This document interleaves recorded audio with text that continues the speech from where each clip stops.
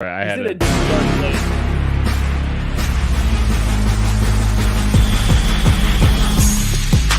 We have the quarterback of the Kansas State Wildcats, Big 12 champion Will Howard. So excited to announce Kansas City Sports Network's new soccer channel. They're taking advantage of a look that they utilized earlier in the game to show the jet sweep motion. It's a live edition of the KC Laboratory presented by Emprise. You kind of root for guys to have those moments, and that was certainly a big moment. Welcome into Mizzou, That's True, your podcast for Missouri Athletics here on KC Sports Network. Welcome, everybody, to the Border War podcast. Welcome back. Another episode of Ain't No Season podcast. You are listening to KC Sports Network, proudly presented by Emprise Bank. It is an extremely live edition of the KC Laboratory presented by Emprise Bank, member FDIC. I am here with Maddie Lane and solely Maddie Lane. I scared Craig off with 21 questions earlier this week, and so he just decided not to show up tonight in protest. Maddie, I think I can scare you off tonight. Oh, can you do it in the first 5 minutes and then you can just carry the show and we'll just see where it goes from there? I don't know the longest I've monologued. I don't know. You and Craig probably timed it out, but I don't know if I can do 37 minutes of I think you've done it. I think when Rant Swanson comes out, specifically as it pertains to Derek Carr or Kirk Cousins, you have definitely. No, I don't think the Burrow has gotten as long because you get too amped up. You peak too early and you can't maintain. It's a crash. So it's definitely Derek Carr or Kirk Cousins. Maddie, I know we talked about Youthful Regis maybe making an appearance, and you had some ideas before Craig had to back out, and I'm not going to be here on Thursday or apparently the next 3 Thursdays. So is that game just going to be dead, you think?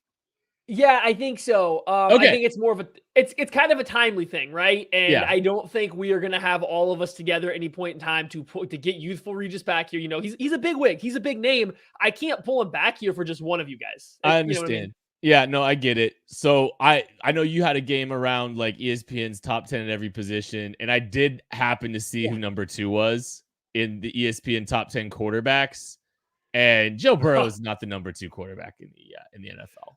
A lot of people apparently thought so, because apparently if you read it, Josh Allen wasn't even close to being number 2. It was Mahomes and Burrow were by far and away 1, 2. Josh Allen was comfortably 3rd, and then kind of everybody else. So yeah, that was a little surprising to me that Burrow was a comfortable 2 over Josh Allen. I mean, like if I was voting, I would have put Josh Allen up there on number 2. Burrow would have probably been my 3 if I'm being honest and not following the bit of last week. But yeah, so that's about where it went.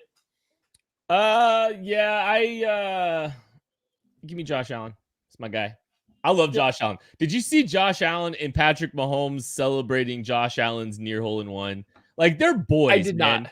They're like it's like a fun dynamic that's like very like if the Bills were to advance to the Super Bowl, I would root for them 10 times out of 10. I adore Bills Mafia. I adore the Bills fans. They're wonderful. And I actively root for Josh Allen when I'm not rooting for the Kansas City Chiefs. I love the dynamic between those two. No chance that dynamic exists between Burrow and Mahomes. Just no chance. Okay, so last week I would have run with that and drug Joe Burrow into the dirt because of what you're saying. But this week I'm deciding to turn over a new leaf. I'm being slightly nice to the Cincinnati Fraud Ghouls led by Big Daddy Lou. I think it could never exist because I think Joe Burrow's got that weirdly over competitiveness that Patrick Mahomes has. And there's no chance that Joe Burrow would be buddy to a guy that is winning all the Super Bowls and his conference and just beat him to go to the Super Bowl. Patrick Mahomes, if the roles were flipped with him and Josh Allen, I don't think he'd be buddies with Josh Allen. I don't think Mahomes would be sitting here looking at the Bills running the AFC and the NFL and having 2 Super Bowl wins, coming off of one and being a buddy with that guy. I think he'd be pissed off and not want anything to do with him. That's the vibe I get from Patrick Mahomes. I think he's kind of that petty and competitive, not in a bad way, just that competitive. And I kind of think Burrow's that way. And I don't think it's a bad thing that Josh Allen isn't. I don't think he's wired the same way Burrow and Mahomes are in that regard. Real quick, before we get into everything, the KCSN golf tournament is in about a week and a half. If you are wanting to maybe sponsor a hole at the KCSN golf tournament, there are still a few spots available for that. Basically, everything else is about wrapped up. But you can, if you would like to, sponsor a hole at KC Sports Network's golf tournament, you can reach out to Christian Gumminger. You can reach out to BJ Kissel. You can reach out to me if you'd like. Just hit me up. Be more than happy to discuss that with you as well. But please feel free to hit the like button. Please feel free to hit the subscribe button. Appreciate everybody that's hanging out with us. The monologues has already begun because Maddie Lane is tapped out, and now I've got to hang out here for a second and try to figure some things out. Oh, look, Maddie's back. I thought you were trying to make me monologue here. Oh, no, it was great. Every now and then my camera likes to disconnect, and so has done that. And I have returned. That's good. You know who's who's not returning to the Chiefs? He's not returning to the Chiefs because he's never on the Chiefs. DeAndre Hopkins is not Arrowhead this year. How about that? There it is. That's it. Yeah. I messed you up there by dipping out and coming back in. So I'm going to take partial blame for whatever that bad fumble was. No. We're having a good time. We're having a good time here. DeAndre Hopkins is signed with the Tennessee Titans. Look, kind of wondered maybe if he was going to hold out long enough to see if the Chiefs got involved. Maddie, I know before we get into the DeAndre Hopkins stuff, maybe your theory is correct that the Chris Jones deal is more or less close to done, and they know the framework of what they can get done with DeAndre Hopkins, and it's not anywhere near what DeAndre Hopkins eventually signed for. I mean, yeah, that's my read on the situation, right? Everything that DeAndre Hopkins has kind of said has, led one to think that he's going to pick a contender, right? Is that where he wants to play? But then every step along the way, he's like, hey, I need more money from you. I need more money from you. It got to the point where he said, I have offers from team X and team Y, but hey, if any of you good teams want to offer me the same, please, I'll come to you. And I think we finally got the point. We figured out the range that Chris Jones is going to make his money in. The Chiefs now know for a fact the general range that he's going to be in. They know how much money they could now have allotted to spend on DeAndre Hopkins. They do all their cap wizardry where they just throw numbers around in the air and catch them and pull out whatever number they want. They send it to his agent, and he's like, oh, that's a lot less than the Titans are willing to offer me. Is there any way you can close that gap? Chiefs say, nah, we really can't. Or they just simply say, we don't want to. And DeAndre Hopkins says, okay, fine, deuces. I'm gonna go catch the bag and go play with Ryan Tannehill in Nashville. 2 years, $26 million guarantee for DeAndre Hopkins. Incentives up to $32 million over the next 2 years for a receiver that is over the age of 30. I don't think the Chiefs were going to be in on the APY, the number of years, the number of guarantees. I'm not even sure they would make it to the up to. On like 16 million, I don't know if they'd get to the up to. I think that they were going to get beat every single category on that DeAndre Hopkins contract. If that's what it was going to take, I don't think the Chiefs were sniffing it. I genuinely don't think that they were going to come close to being able to hit those numbers. Sophia Serrano asked if DeAndre Hopkins is a top 12 to 15 wide receiver next year, isn't 226 a massive steal? Yeah, probably. Yeah, probably. And I think there's question marks about DeAndre Hopkins, and there always has been. You talk about within the framework of there's negatives. Negatives aren't the right word. There are downsides to what you're getting with DeAndre Hopkins. You're not going to see him in practice a ton unless those practice habits change and the expectations for practice habits change. That's kind of a tricky one when it comes to trying to get a guy involved that hasn't been with the team this entire offseason. So it may not necessarily be the most hit the ground running. And again, I don't want to make it and frame this like I'm talking myself out of DeAndre Hopkins. Like, these are just the downsides and upsides of it that we've spent the entire offseason talking about the pros and cons of signing DeAndre Hopkins. But two-year guaranteed deal on a guy that's 31, 32 years old. There's enough there that I'm not disappointed that the Chiefs didn't give that deal out to DeAndre Hopkins, Maddie. Yeah, I mean, I think the deal. So I'm on both sides of this, I guess. I think the deal's very good for DeAndre Hopkins because I think he still does have something left in the tank. For sure. So I think that deal is completely fine. If the Chiefs had signed him for that deal, I would have absolutely zero qualms with it. I would think, no, good deal. That's fine. They just signed their wide receiver one for $13 million a year, right? Like that's absolutely fine. I also know the Chiefs were never going to touch those numbers for a guy of his age coming at the point in his career where he is, where he's potentially, just kind of coming in for a year or two max. So there was no chance the Chiefs were going to go to that high. I don't know if I don't think they would do 2 years or touch the the top end money, the up to amount of that. But I think the base was going to be significantly lower than what the Titans were willing to offer. Like, I don't think there would be near as much safety in coming to the Chiefs. And I think that's where the difference lies, but I still think it was a good deal for Nuke. And I don't blame the Chiefs for not matching it, I guess. Like, this is kind of one of those things where I'm not upset that the Chiefs didn't do it. I'm not also happy that they skipped out on the deal. It just is what it is. He chose a little more money to go be the best wide receiver for a different team than whatever the Chiefs wanted or could offer him. Not a competitor. Not a contender. I don't think. It's also the Titans. We're 2 years removed from them having like the best record, right? In the AFC. I get it. But like, I get it. It didn't feel right when it happened. And it wasn't right. They lost their first playoff game. No, I know they're not what we think is a contender, right? They're not. But if Ryan Tannehill magically reappears back to that same level of player where they're catching the league by storm, and now they have DeAndre Hopkins who is doing AJ Brown-esque production, not things, but production. And you have Treylon Burks and Derrick Henry's healthy again. And somehow that offensive line that looks abysmal plays a lot better. Like, there's a long road to get there to them being a contender. And I don't think they are, but it's just, I get it. It's not a bottom of the barrel team. It's not signing with the Patriots.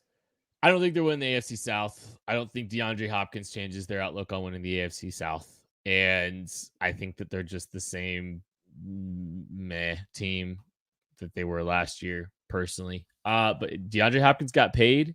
Good for him. It's not with the Kansas City Chiefs. It's not with a contender. It did sound like there was some reports that Andy Reid was texting DeAndre Hopkins throughout the process. Probably, it sounds like the Juju Smith-Schuster playbook, texting him pictures of Super Bowls. And Juju got it wrong the first time, came back around the next year, agreed, signed, and guess what? He got a Super Bowl ring. I'm just, Andy definitely, Andy definitely, his book's been done. He was involved. It does sound like Andy Reid was involved. So I think the Chiefs were in. They just were going to dictate things on their terms. And here's the thing. That's what they've done this entire offseason. The way that they've done approached their entire tenure. Yeah, I feel like it's been a lot more lately. Like, I think as Mahomes' contract's I getting think a they little bit more draw incredibly hard lines in the sand, and they say, if you want to come play for us and we see ourselves as the contenders, the cream of the crop, here's our hard line. We're not going over it. Like, I don't think they expect guys to take less, but I feel like they're going to come up with a hard line, and they're not budging off of it, and it seems like their hard line is a lot lower than what market value is on a lot of players. I mean, that's kind of been the tenure over the past 3 years, probably. I think when Brett Veach first took over, he threw some money around, but the last like 3-ish years, it kind of felt more like that. I think since the first Super Bowl, it's kind of been that approach. Like, I think that's when like they started to kind of draw harder lines in the sand, and I think you see it more and more. And like, hey, look, like they drew a hard line in the sand with Tyreek Hill. I think Chris Jones is getting done. I still maintain, I believe that deal is getting done. That would be one of the more, that'd be a pretty substantial contract that this team hands out. But I do think that there's for specific players in, not necessarily, not just luxury, but like, some of these types of guys, I think there is a hard line in the sand. We're going to take a break, and then we're going to talk about the receiver room that is in Kansas City right after this. Thanks for listening to KC Sports Network. Make sure you download our new app. Find it on the App Store or Google Play. Just search KC Sports Network. Entertain, educate, inform. KC Sports Network. Thanks, everybody, hanging out. Please feel free to hit that like button. Feel free to hit that subscribe button. Feel free to leave a 5-star review on whatever platform you're listening on. That helps us grow KC Sports Network. It helps us with all the algorithms and all that good stuff. You're not going to want to miss what we've got going on here at KCSN during Chiefs season. We're a week and a half away from, training camp beginning in earnest. And from there on out, it is going to be absolute insanity. And we don't just stop at the end of the season. We take you all the way through the draft and into the off season. So just make sure you're subscribing and staying on with all the stuff that we've got going on. Okay, so DeAndre Hopkins is out of the picture. And we've spent some time this offseason talking about the wide receiver position. And I don't know, we still don't know a ton. And I was thinking about this today, Maddie, you can operate, and even as when people on the outside looking in are looking at a football team, right? And that's what we do. That's what a lot of people are doing. There's a whole industry around it. And you guys are listening to us talk about the Chiefs from the outside. You can have a mystery, a big mystery on a team heading into an offseason and find a lot of success. You can see teams answering questions about some of these big mysteries. I feel like the Chiefs are a mystery at the wide receiver position. And it's not that we don't know a lot of the elements about this group. It's just that you don't know. We don't have a good feel on a guy like Kadarius Toney, whose health's been in question since he entered the league. You saw Sky Moore, and obviously it sounds like there's some optimism that he's gained some trust with the coaching staff, which could be in the quarterback, which is huge for his projection if he's going to make it and play at a high level. You don't know much about Rashee Rice's transition. You don't know if Marquez Valdes-Scantling can elevate himself beyond what he's been to this point in the league. You've got some pieces like Richie James. You've got all these different guys. I think there's just a ton of question marks about their fit in Kansas City, their roles in Kansas City, their projections in Kansas City. And there's some scheme questions too, but it's just not that this group is bad, not that this group is good. I think it's just a big question mark where you're going to have to learn the answers as you go on the fly. And it's the least stable that the wide receiver position's been since Patrick Mahomes took over at the quarterback position for this team. And you could probably argue the least stable it's been since maybe 2013. Maybe. I don't know. We had a no touchdown year. So, what was that, 14? I believe so. Was it not? Anyhow. You're right. You're right. Anywho, so the wide receiver, I think it's correct to say that it's an unknown. It's not necessarily the unit is not bad in itself. It's definitely it's a big unknown right now. And I think there is a reason that you can be optimistic. And I think it's fair for some fans to be pessimistic about the room. Some people, I had this conversation with somebody on Twitter, and I'm sorry, I'm forgetting who it was, but some fans are always going to navigate towards just being optimistic and having faith in whatever a team that has proven to be very good at doing this, being very good at running a football team and creating a champion and managing it, is just going to do it and it's going to be right. And they have faith that it's just going to work because they have no real reason to think it won't.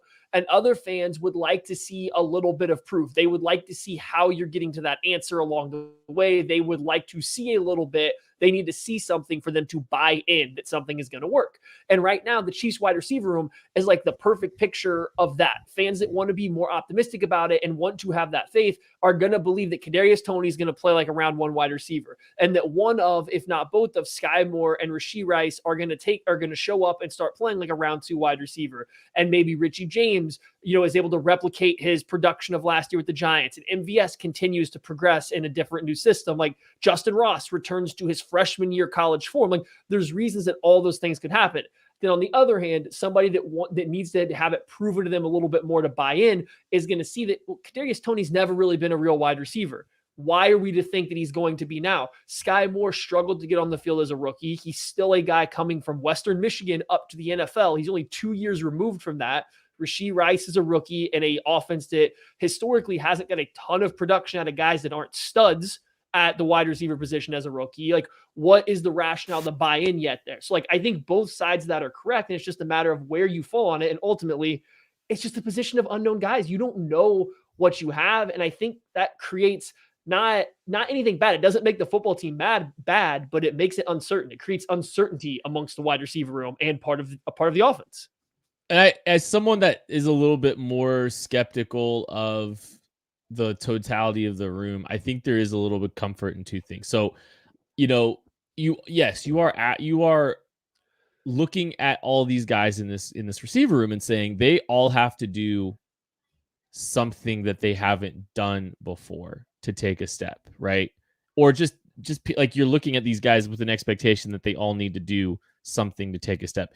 The truth of the matter is not all of them are going to, but some of them are. And like that's most likely one or two or three of these guys are going to exceed the expectations that you have if you are trying to stay rational to what they've done historically, what they, might do in this next season here in Kansas City. There's going to be some guys that are going to exceed expectations. Kadarius Toney's going to be healthy for 15 games. Rashee Rice is going to be more immediate to this Chiefs team and in this offense than you think. There's going to be some combination of two or three of the guys that are going to probably exceed expectations. It's just a matter of who it is and if that's enough still, and like for the Chiefs, like if perfect scenario, if I'm a Chiefs fan, I want Kadarius Toney to stay healthy. I want Sky Moore to take a step, and I want Rashee Rice to outdo the production of Sky Moore from last season and then some. Like if those three things happen, I feel pretty good about it. If you tell me those three things happen, I think this wide receiver room looks fantastic. Or maybe not fantastic. It's not an elite room. I feel great based on where I feel about it right now, if that makes sense. I'll feel fantastic if those three things happen at the end of the year. And if that's the case, any concerns that I have, I'm just gonna be like, well, look what just happened, And so, I mean, I got to say this. First of all, the big thing is the Chiefs do have MVS still, which means that they're going to stomp the Fraudgles out yet again because MVS is still on the team and they don't know how to cover him at all. Yeah. So because he's still around, they're already better than the Fraudgles. That's first of all. Second of all, I mean, if those three things happen, that obviously goes a long way for the Chiefs. And like ultimately, that kind of rounds out, I guess, the off-season goals of trying to fix what could be the fatal flaws of this team. It's like, I guess this transitions to a bigger point. Entering the offseason, the Chiefs kind of had three potential fatal flaws that they had to fix. The first one, the pass rush. It was spotty last year at times, and then they lose Frank Clark and technically Carlos Dunlap to free agency. So what do? They go sign Charles Omenihu, and they draft Felix Anudike-Uzomah in the first round. They try to add pass rushers to fix that flaw. I'm not saying it is fixed, but they put things there to put in place to help the pass rush that can't be a fatal flaw come playoff time. Next was the offensive tackle position. They needed to find a way to replace Andrew Wiley and Orlando Brown Jr. when it became obvious they weren't going to get him. They went Jawan Taylor, and they also brought in Donovan Smith. And they did also draft Wanya Morris in the third round. So like they added bodies to that spot too. The one area they really haven't fixed at all is the wide receiver spot. Right? There's one area on this team. When Travis Kelce is getting a lot of attention, is being covered, who have they added? What are they going to do to get open? They lost the guy they relied on to do that last year in Juju Smith-Schuster. He's a free agent. The Chiefs didn't really fix that. I'm not saying this is going to cause them to lose, but it's the last thing that they haven't fixed that is the foreseeable or potential fatal flaw this team has going into the playoffs. So you hope Kadarius Toney stays healthy and takes a step forward. You hope Sky Moore develops or takes a step forward and becomes that guy. You hope these things can happen, but if not, again, it doesn't mean it's going to happen, but that is the final step kind of that could be their Achilles heel going into the season. And that's the one thing that not being able to sign, I think DeAndre Hopkins kind of showed up on. I think couple thoughts. I'll start with some of the, I don't know if negative is the right word, just the things that like the red flags for me is, they've answered some of the questions along the offensive line with a guy like, Donovan Smith might be fine at the left tackle position. I think the wide receiver room could be pretty fragile. And I think where there's a little bit of concern is if Kadarius Toney can't stay healthy now, it's not too far removed from what they lined up with in the AFC Championship game. Now to be fair, Mahomes still made it work. I think that's one of the overarching thoughts I have is last year I made a veiled threat to the AFC. I said, you better get it right this time. You all are making your runs. You're all spending all your money. You're all doing all this. And the Chiefs are out here collecting assets, collecting veteran or rookie contracts, collecting draft capital for the future. They're building this team. You better win it before the Chiefs. And if Patrick Mahomes can take that team to the Super Bowl, you're in trouble. Well, now the veiled threat is, it's not a veiled threat, but it's, if the wide receiver position works out this season with Patrick Mahomes at quarterback and everything is fine and Donovan Smith at left tackle is no building, like they're slowly almost, not that they're not devoting assets to the offense. They totally are. Like they just spent a bunch of money on Juwan Taylor. Maybe we don't feel as settled or comfortable with some of the choices they're making on the offensive side of the ball and just hoping Patrick Mahomes can make them right. If they can, yikes. Like, good luck, NFL. If the Chiefs win a Super Bowl with this group, mercy. Because this is just a machine that will not stop, cannot stop. There's no, like, next offseason, we can just go, I know Craig's playing left tackle this year, but Mahomes will figure it out. Like, who are we kidding? Like, that's what you're getting to, right? Is like, I guess my approach when you kind of hit off season to thinking about how a team's going to build is you see what you have and where you win, and then you see what you don't have and how you can possibly lose. And you try to add as many places that, that can help you win. You try to fix as many places that can, cause you to lose, right? It's not groundbreaking. It's pretty basic stuff. But when you look at the Chiefs over the past few years, they've definitely had clear ways they can lose. And some years it's been a reason that they lost. Other years it hasn't mattered because they have a Patrick Mahomes and a Travis Kelce and an Andy Reid and these guys that are stepping up. So it's no guarantee they're going to win or lose based on, to me, wide receiver was kind of the last way that they can lose, is this not having somebody that can reliably be that, second option to Travis Kelce when teams are taking him away, and just not fixing that spot. Not that they haven't given themselves options, but they don't have a guy that can consistently and reliably do that right now. But as the year progresses, they might. And to your point there, it's like, if last year's team goes and wins the Super Bowl, and this year's team with the changes, not only do they lose, Juju Smith-Schuster, who I know some fans kind of look not down upon, but like think he was just a jag running around out there, just another guy. I think he was a lot better than that, but they lose him and they don't really bring in someone to replace him. So if they can somehow repeat the same level of offensive performance without Juju Smith-Schuster, with replacing both offensive tackles, one of which an older veteran coming off of his worst season by far, and Donovan Smith to play left tackle, and they can play the same offensively, they come out and they have the same level of play. They go to another Super Bowl, they win another Super Bowl, whatever it may be. It's just, what do you do then, right? Like, to your point, like, just what do you do? I had a question for you. This offense right now, do you think the offense this year is better on paper than last year's offense, or do you think last year's offense was better on paper? I'm going to answer that question right after this break. Thanks for listening to KC Sports Network. Make sure you download our new app. Find it on the App Store or Google Play. Just search KC Sports Network. Entertain, educate, inform. KC Sports Network. Maddie asked me before the break if I think on paper this offense is better than last year's. I like last year's offense better. I think on paper, I like last year's offense a little bit better than I do this year, because I do think that there is a more steady presence in the receiver room, like a Juju Smith-Schuster. I do think the funny thing is, I wonder if there's a little bit of revisionist history there, in my opinion, though, because I think going into the offseason, it was all about, well, if Juju stays healthy, it felt like a big question last year.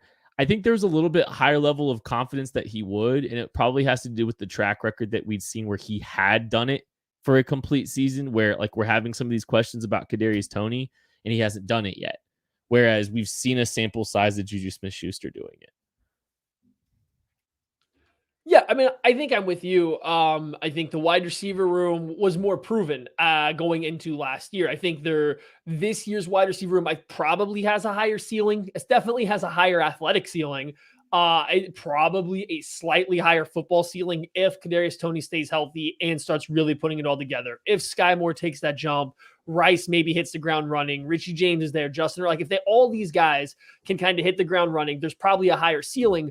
But right now, none of them are as reliable as the wide receiver room was last year when you had Juju Smith-Schuster and even to some extent McCole Hardman, who knew the offense. He was a guy that had a role in this offense. He did the gadget plays, but he did also stretch the field vertically with his speed. They actually don't really have that guy right now. MVS is an outside vertical threat, but they don't have that slot wide receiver that's been a proven vertical threat in the NFL. You kind of hope Toney can do it. Maybe a Richie James can. Maybe that's where John Ross even pushes to make this team, is another just true burner to take the top off. But they lost that, and they lost Juju Smith-Schuster. Oh, and Orlando Brown Jr. was a quality left tackle, and Andrew Wiley was a serviceable right tackle. You have no guarantee that you're getting that same level of offensive tackle play from Donovan Smith and Juwan Taylor. I think you will, but there's just less guarantee of it right now because we don't know where Donovan Smith is out. So, yeah, I think on paper, last year's offense was probably a smidge better. It felt very set it and forget it along the offensive line last year because you saw them perform at a high level at left tackle and right tackle last season. And Andrew Wiley played really, really well late in his season prior. And so it didn't feel like you had any questions about the offensive line. You could deal with Orlando Brown at left tackle and Andrew Wiley was serviceable. And then you had a little bit more steady presence along the offensive line. All right, one more thing before we move on to some of these defensive storylines in training camp. Is what the Chiefs have on paper enough to keep teams in zone coverage? So what because we were talking about this a little bit today, and like there has been hiccups on this team in moments, in spurts, where teams have just challenged them with man coverage, and the Chiefs haven't had great answers and haven't always consistently, been able to beat it. A little bit that's the talent. Obviously, I think the Chiefs have become more insulated with their scheme. Not that they've always had man beaters. I think they've been better and more intentional with some of their man beaters. Mahomes has gotten better. Mahomes has used his legs from time to time. But if the game plan, like it wouldn't stun me to see the game plan be double Kelsey, play man coverage, let Mahomes beat you with his legs a little bit, and yeah, let's just put Mahomes in harm's way and let him run a bunch. Like I don't like that thought process, I guess, if that's some of the line of thinking, and I don't really want to see Mahomes having to use his legs to beat man coverage more than you have to. No, I mean, for sure. And I don't think you're going to see any less man coverage this year. I think teams will do a lot of the same stuff. You're going to get a lot of zone on early downs, and then the good defenses, the good defensive coaches are going to hit you with man coverage on third down a lot. They'll probably continue to play a lot of two-man, and that's where Mahomes' legs can really be a factor, right? That's where his legs really become a big thing, or that's when you start getting some of these mesh routes or some of these kind of delayed dump offs to guys like to a running back or a second tight end or something to kind of become a big deal. I'm interested if teams start going man coverage and then just stay in a single high. So playing man free a little bit more and having a quarterback spy, or at least having an extra underneath zone defender that can work with Mahomes. You got two things here. One, it'll challenge the Chiefs to win vertically. And like I said earlier, they don't have as many burners of as many proven vertical deep threats as they've had in the past. And two, Mahomes hasn't been great at throwing those. So do you want to challenge him to make those vertical outside kind of throws and then play man coverage underneath? So I think they see a lot of man coverage. Juju Smith-Schuster isn't known for being a man beater, but like last year, when they threw him the ball and against man coverage, you get a 75% completion percentage. That was the highest on the team out of all the wide receivers. His yards per target against man coverage, second highest to only MVS, but MVS is only catching 50% of the passes thrown his way versus man coverage. So it was, hey, he's the vertical threat. Juju Smith-Schuster was your secondary, possession receiver versus man coverage, and you lost that guy. Someone has to come take over that role. Someone has to live in the short to intermediate range versus man coverage. Who's it going to be? Kadarius Toney hasn't proven to be that guy. Sky Moore, Rashee Rice, nobody's really proven to be that guy as of yet. So they are missing another weapon they had versus man coverage. I think teams are going to challenge them that way frequently early in the season. We'll just kind of have to see what their answers are. Wide receiver 7, Justin Ross. That's the answer.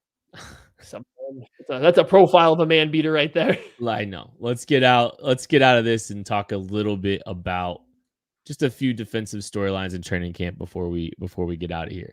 I actually have one off the top, Matthew, Perfect. unless you have a ton. No, rip it. I don't want to be here. I have 8, so I'm kidding. I just want to see the look on your face. You had to talk about defense that long. So did you get Craig's notes? One of the things I'm very curious about is, and like, oh, hey, I'm curious about the rookie defensive ends. I'm kind of curious about what the rookie defensive end roles that they can carve out. Felix Anudike-Uzomah has had a little bit of a slow start because he hasn't been able to be a full participant in the Chiefs minicamp and the OTAs. What's the role and what's the niche he's able to kind of, carve out in year one, but also the same with BJ Thompson. He's a guy that is more of a project, but he might have to find some kind of role in some capacity to hold on to the 53-man roster spot. Not that he's going to be active every single week, but we've talked a little bit about this. It's his body, how he looks, what's he able to do against the run, all that kind of stuff. The rookie defensive ends and the roles that they're able to carve out in year one is something I'm quite fascinated with, especially for with BJ Thompson. It's like, can he even stick around on the roster? Yeah, I mean, I think that's something to definitely keep an eye on. And I think training camp isn't, I think, going to give you the answer to where they fall on the roster, but you're going to see how well a guy like BJ Thompson, who is making a significant step up in level of competition, and just as much like his body needs to add mass and strength. How does he look compared to pro athletes? Does he look like a guy that desperately needs to add some weight and get used to the speed and the strength of everything that is going on the football field? Or does he look like he belongs? Because I think that'll go a long way.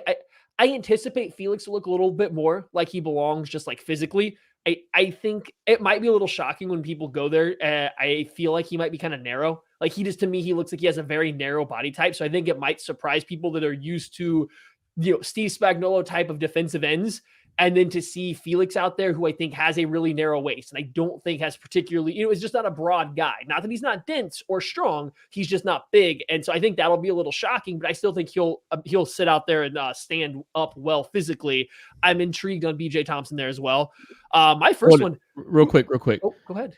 I think it is going to be something. I'll just forewarn you all, and just a few things you hear too. I think the thresholds on Steve Spagnuolo are going to have to be not examined, because I still think there's a preference, but I think there is a little bit more willingness to have a guy like a BJ Thompson on their roster than there's ever been. So that's something like there are definitely still fits and prototypes for Steve Spagnuolo defensive ends, but I don't think it's completely it's not completely excluding some guys that might be available moving forward. So that's something that's going to be worth paying attention to, I think, when it comes to the prototype for Steve Spagnuolo defensive ends. Anyways, back. See, you wanted to get out of here, but now you're going to get me on the tangent over the Steve Spagnuolo thresholds. And like, this is only your fault now. This is your fault. Just go. Starting with the 49ers a couple years ago and the way they've run their defensive end room. And then you look at the Titans, two teams whose pass rush have generally given the Chiefs a lot of trouble. If you look at how they do it, like there's a lot of games, they have a lot of talent, yes and yes. But if you watch what their defensive ends do, one defensive end is rushing with power. He's trying to go through a tackle. He's maybe even making an inside move. The opposite defensive end is rushing deep up the arc. He's not worried if he gets a little too deep. He's not worried if he's getting 10 yards, 11 yards deep and running around the arc. His job is to win deep. So what you're doing is you're creating a high-low from the outside spots. What this does, especially against quarterbacks in the modern day where they're very athletic, this quarterback, he's either going to step up in the pocket to get away from the deep rush, and that's where you have the power rusher or the underneath rusher coming in off the edge, or he's going to get deep and try to work around, and then you have the guy come over the top.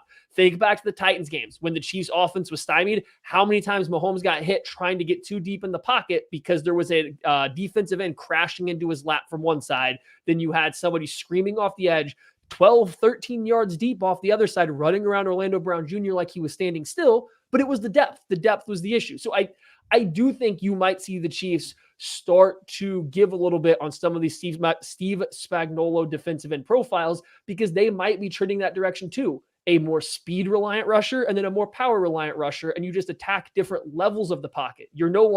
Rush lanes are no longer just vertical, A, B, C, D, and so on and so forth. you now have levels. They're now worried about levels and not just rush lanes. You need to attack all the levels because of how mobile quarterbacks are. I do wonder if you see the Chiefs trend that direction because of the teams that have had success against them. Sorry for the little tangent here, but this is something that's been on my mind, and I do think you see the Chiefs heading that direction. That said, the thing I'm ready to see in camp, who's the dime linebacker? Is it Nick Bolton? Is he splitting reps? Is Drew Tranquill out there calling plays with the second unit? And then is he getting dime reps, or is he just playing Mike with the second unit? How does it look? What's the shakeup? Is Willie Gay calling plays with the second unit? Is Leo? Who's calling plays with the second unit? And then who's getting reps as the dime linebacker, first and second team? I'm just mostly curious where Drew Tranquill sits, who's calling plays on the defensive side of the ball, because I think I'm sitting there right now. I think Drew Tranquill plays the second most linebacker snaps for this team. I think he plays at minimum the second most. He might compete for the most if he takes over that dime linebacker role because he would never come off the field. I'm not sure he's not playing it, starting in the nickel and staying on the field for the dime. But I think he's coming for that dime linebacker role, and I wonder how early that'll be seen in camp. And I think that the thing I'm most interested when it comes to the training camp story arc for Drew Tranquill is just specifically the dime spot, because I could see them load management, snap management him, where maybe he's not the second team Mike and all that stuff, because they're just trying to help manage his load and they want to, feel confident that they're giving him enough ample rest as they're kind of ramping up. But it is how quickly is he in the dime. And so sometimes there's surprises, you're just kind of surprised to see guys there day one of training camp. We've seen who was Herb Miller just sneaking in and getting like second team reps as a undrafted free agent, just rolling in there, actually getting a few reps with the ones and stuff like that. But it's one of those things where Creed Humphrey, he day one, I believe, center and didn't look back, and there wasn't even a fake competition, right? How quickly is Drew Tranquill inserted that position? I think Drew Tranquill will be that spot. I think it could be a day one thing. And by all indications, the Chiefs are very happy with where he's been mentally as they've been going through this entire process. So I think he's a guy that could have earned quick trust with them. And if that's the case, I don't know why you don't put a guy like him as your dime linebacker from day one. I'm with you. That's why I'm excited to see. I want to see it, because I think if you don't get to see much of it in camp, I wouldn't be expecting it early on in the NFL season, right? That's where you're going to start to see these things take place. And if you don't see that in camp, not that it's necessarily a cause for worry, because the Chiefs just won a Super Bowl with Nick Bolton as their dime linebacker. So they clearly have something that works in that spot. I just think that's a clear spot where there's room for improvement, getting a better athlete on the field, getting a guy more comfortable in coverage on the field. So I am curious if that's the way it's going to play out in their mind as well at training camp. Do you have another storyline? Just the barrier of entry for the Chiefs seems to be mental acuity and communication and all that stuff. And so I think that's why it was hard for some of these other. I think it's a little bit telling. This is not a dunk on Nick Bolton. It's just he doesn't have elite range and coverage the way a Drew Tranquill does. But there's nobody that they've trusted with maybe a different athletic profile, more length, athleticism to do what Nick Bolton has done in the dime. I think Drew Tranquill is a guy that can clear those and build that trust enough that he can do it. So, and no, you go, Maddie. What's your next one? Megan. Ooh, okay. We talked a lot to start the show about the wide receiver room maybe not being excellent, maybe not being a bunch of high profile guys. I'm intrigued to see the cornerback room go up against them. I want to see Trent McDuffie look like a great corner going up against these Chiefs wide receivers. And it's training camp. It's going to be slanted towards the wide receivers. I want to be very clear. Training camp is slanted towards the wide receivers. Okay. It's a lot more stuff is going to break their way than a defensive back's way. However, I think there's probably enough skill gap if Trent McDuffie is kind of what I think he is right now and what it seems like his play indicates compared to what we know of the Chiefs wide receivers right now, that he should really flash during training camp. You go back to when the Chiefs had Marcus Peters, he looked really good in training camp. He did. He looked really good. And yet, guess what? When the game started, he was really good. I want to see Trent McDuffie go out there and dominate this level of wide receivers he's seeing. He's not – Juju Smith-Schuster's not there to bully him around anymore. MVS kind of can, but that's never been really his game. He's not a bully ball wide receiver, so they don't have guys that can just box him out and just be bigger than him. I want to see Trent McDuffie dominate during one-on-ones, during the team drill. So that way won't make me feel worse about the Chiefs wide receivers, but I'll feel better about the secondary and where I think kind of his upside is taking him. I remember last year, Trent McDuffie actually got a lot of reps against, bigger, taller receivers. It seemed like a very intentional plan to try to just, expose him to that. And I think it all benefits him in the long run. All right. So there's two guys that it's not training camp battles, it's training camp storylines. It's Brian Cook and it's Leo Chenal. Weirdly, the guy I might be most excited to watch is Leo Chenal, the linebacker from Wisconsin. And interesting. Okay, this is such an interesting group because the Chiefs added linebacker depth, but Leo Chenal got done playing his best game as a Chief in the Super Bowl. And he came on strong as the season went on. Late in the year, he looked a lot better. The athleticism started popping. The explosion in power started popping as he was displacing offensive linemen, even in the Super Bowl, as a run blitzer, getting downhill. And then you saw him flash a little bit in coverage where he got mossed by Dallas Goedert, but the coverage was perfect. The process was good. The body positioning was good. The instincts were firing and kicking. He was reading. I just want to know his fit on this team this year. Is it just base? Is it, do they find a way to utilize him a little bit more? The arrow's pointing up for him, and I'm a little bit more I think I've said it at some point here. I'm not sure that Leo Chenal can't take some opportunities away from a Willie Gay, because just there's too much depth on this in this linebacking group where Willie Gay is the one guy they don't seem to trust entirely. And the rest of the group seems to, look like Leo started to earn some trust. Obviously, Nick Bolton and Drew Tranquill is getting a lot of positive reviews from the coaching staff. I don't know. It's like the Leo Chenal Willie Gay battle almost is something I'm just kind of monitoring, because I could see Willie Gay's role becoming diminished with the rest of this group pushing him.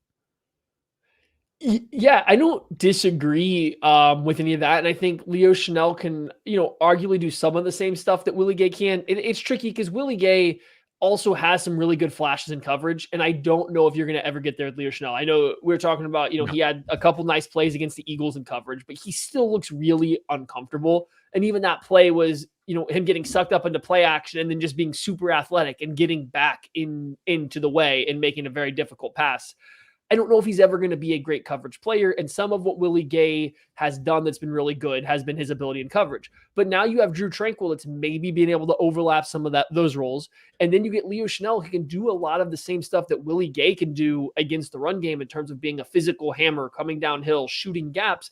There is definitely a path that between the two of them, they really eat into Willie Gay snaps. And watching Leo Chenal and Drew Tranquill and Willie Gay at training camp, you might start to get indications that Willie Gay is a little bit further down the depth chart than we would like, given his athletic profile and some of the promise he's shown. So yeah, that's something to keep an eye on. When the Chiefs trot out their first team base defense, who is it that's out there? When they go to the second team, where's Willie Gay playing? Is he part of it? I assume he's probably going to be out there in some aspect. And if he isn't, that's notable. But if he is, where is he playing? And there's a lot to take away from where these guys are going to line up when they go through this stuff and who might get some reps once the real season starts. And just Drew Tranquill being thrown into the mix is it's kind of, you got to start piecing things together a little bit, right? I know at some point it just was the contract made too much sense, but that is a skill set that this defense did not have, but it's also a skill set that they wanted Willie Gay to have. So and he just hasn't had it, I don't think, to a consistent level, which is what it seems like when you look at how they've used him and all that. So that's kind of, I don't know, my antennas up. Like I said, real quick, just with Brian Cook, I'm just really excited to see his progression, where he slots into this whole thing. Mike Edwards playing ahead of him, that kind of stuff. So I'm very fascinated to see. Looks like if Brian Cook and Justin Reed, the bulked up Justin Reed are your safeties. Sheesh. This is a nasty group in the back seven. This is a big, physical, nasty back seven. density and power and physicality for days, and especially in between the hashes. What's your next storyline, Maddie? This is my last one here. Who the final DB spot? I mean, the depth of the defensive back room, right? Okay, so Justin Reed and Brian Cook, you mentioned there. They're your starting safeties. Mike Edwards and then Shamari Connor are probably making the roster, right? Yes. There's 4 safeties. Corners, Trent McDuffie, L'Jarius Sneed, Jalen Watson, Joshua Williams. There's 4 guys there, so that puts you at 8. What do these last 2 spots look like? Nazee Johnson, Nick Jones, Deion Bush was brought back. Like, how does the rest of this shape out? Is it 9 guys that they keep? Do they keep 10? Who's on the outs? Where's the special teams reps going? So, like, I think that's definitely where I got mine. Which one of these guys, like the Nazee Johnsons, the Nick Jones, and even a Deion Bush, who's popping out in camp? You're not going to say who's popping on special teams from watching training camp, but who looks good in their reps? Who looks like they might be able to provide a little bit as a depth defensive back? Does one of them maybe get some return duty? Who's lining up as gunners and vices with the first team special teams units? You can probably get a pretty good idea of how it's going to play out once things get rolling. And that's something I got my eyes kind of locked into, is I think they might have a little bit of a battle there on the back end of this defensive back room. It might not be quite as simple as it has been the last couple of years. And what is Nazee Johnson a safety? Is he a cornerback? Nick Jones, like, I think, perfect world, they get to keep 10. I don't know if they're going to get to keep 10, but like the way Dave Toub talked about Nazee Johnson and Nick Jones, it seemed like both of those guys are in their plans. Dave Toub called Nazee Johnson the best gunner in the NFL late in the season last year. Like, he said at the end of the year, Nazee Johnson was the best gunner in football. And I'll tell you what, I watched a little bit of football. I watched a little bit of special team snaps. And I tried to watch Nazee Johnson specifically. Pretty good. As far as upside for the defensive side of the ball, I think Nick Jones might provide you a little bit more. And so that's where some of these questions are going to be interesting. How they use Nazee Johnson. Is he a depth safety? Is he a cornerback? Nick Jones, like, I think that the Nick Jones and Nazee Johnson are the front runners, and I don't think Deion Bush. I think Deion Bush is on the outside looking in as of right now. So it's going to be interesting to see how that all shakes up. The thing I keep looking at with this group, with this entire roster, and I know you guys are going to be making some roster predictions next week. Chiefs could have a very good practice squad and very good practice squad depth, where you could see some guys get called up and contribute and actually contribute. I am very excited because, like, some of those guys we just got done talking about, I bet you at least one of them doesn't make the team, maybe 2. And so if they can hold on to those guys. When's the last time the Chiefs had 2 guys poached off their practice squad? That's what I'm saying. Like, I don't think, it doesn't happen that much. And that's why it doesn't. That's what I'm saying. It's like, I think a couple of those guys couldn't make the team. And that means they're probably on the practice squad, because you don't see a ton of teams, unless they're really, really, really bad, like the Chiefs were a few years ago, just trying to turn their roster over, figure it out on the fly. They know they're taking their lumps. It's just, it doesn't happen where, a bunch of practice squad candidates are just getting sniped anyway these days. So, yeah. Is that all you got? Yeah, that's my last one for now, buddy. I know you're tired of talking defense, so I'll let you escape on that one. My brain hurts from all of this defense talk, but yeah, we're getting really, really close to the Chiefs reporting for training camp. I believe Mahomes might even get there like tomorrow, potentially. I think it's either this Tuesday or next Tuesday. Things are heating up here. Cannot wait. We're all excited. Looking forward to it. Thanks everybody that's hanging out with us. A lot of you hanging out. It's starting to look like the season again, because we're getting a lot more people watching live. So fans are getting excited too. I think there's reason to. We'll be here at KC Sports Network covering all of it. Thanks. We'll catch you later.